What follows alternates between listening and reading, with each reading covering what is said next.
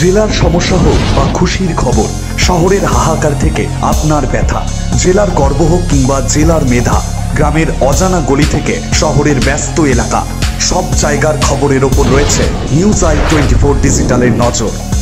News I 24 digital.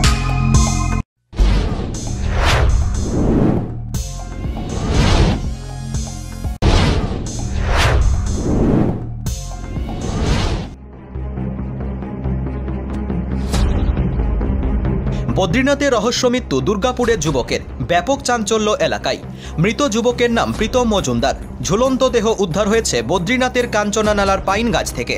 উদ্ধার হয়েছে নথিপত্র। মৃত যুবক দুর্গাপুরের বিজনের এডিসনের বাসিন্দা। সূত্রের খবর, প্রীতম মজুমদার এডিসনে মামার বাড়িতেই থাকত।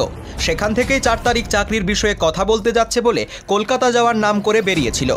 চলতি মাসের 11 তারিখ মামার সাথে শেষ যোগাযোগ হয়। তারপর থেকে যোগাযোগ করা সম্ভব হয়নি। 13 তারিখ উত্তরাখণ্ড পুলিশের কাছ থেকে খবর আসে প্রীতমের মৃত্যু হয়েছে উত্তরাখণ্ডের বদ্রীনাথের কাঞ্চনা নালার পাইন বনে। পাইন গাছ থেকে ঝুলন্ত দেহ উদ্ধার হয় তার।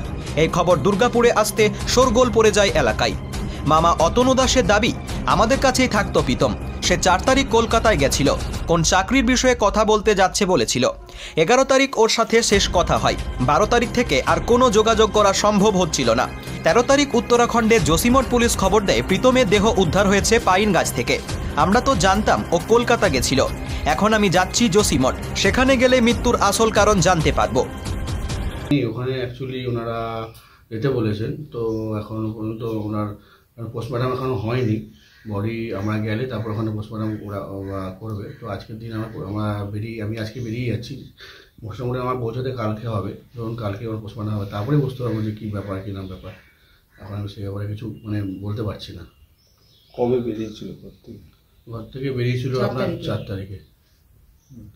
রবিবার ছিল না, কিন্তু 4 তারিখ সামনে ছিল। বেরিয়েছিল 4 তারিখে। তারপর তো কোথায় যাবে বলে উত্তরাখণ্ডে যাবে বলে বেরিয়েছিল না, তো অ্যাকচুয়ালি তো বেরিয়েছিল তো কলকাতা যাবে বলে। তো সেখান থেকে আমি জানি ওখানে ও চাকরি বাকরির ব্যাপারে বেরিয়েছিল। তারপর তো সেই ব্যাপারে কথাও হয়েছিল। লাস্ট আমাদের কথা হয়েছিল মনে হয়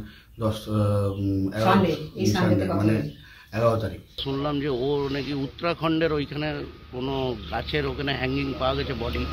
সেই শুনেই আমরা এলাম, কারণ ছেলেটার সঙ্গে আমাদের 2-4 বার মিশেছি। ঠিক আছে, ও ঠাকুর ভক্ত ছেলে। ঠিক আছে, আমাদের বাবা মন্দিরেও অনেকবার গেছে। এখানে এই বেল গাছের তলায় শিবের কাছেও আসতো। এই সকল ভেবেই আমরা ভাবছি হয়তো যে উত্তরাখণ্ডে ওই কেদারনাথে হয়তো গেছিল। সেই হিসাবেই হয়তো এবারে সুইসাইড নিজে করেছে না কি হয়েছে সেটা তো কেউ জানে না, যেহেতু আমাদের এলাকার বাইরে হয়েছে। আমরা শুধু খবরটা পেয়েই এসছি, বাস এইটুকুই। সিটি সেন্টারে একটা কাজও করতো, শেয়ার ট্রেডিং ইয়েতে। ঠিক আছে, ছেলে হিসাবে এমনি কোনো ইয়ে নেই, ভালো ছেলে, অবশ্যই একদম ভালো ছেলে। ঘটনার কথা শুনে বাড়ির সামনে ভিড় জমেছে স্থানীয়রা। Bureau report, news I 24।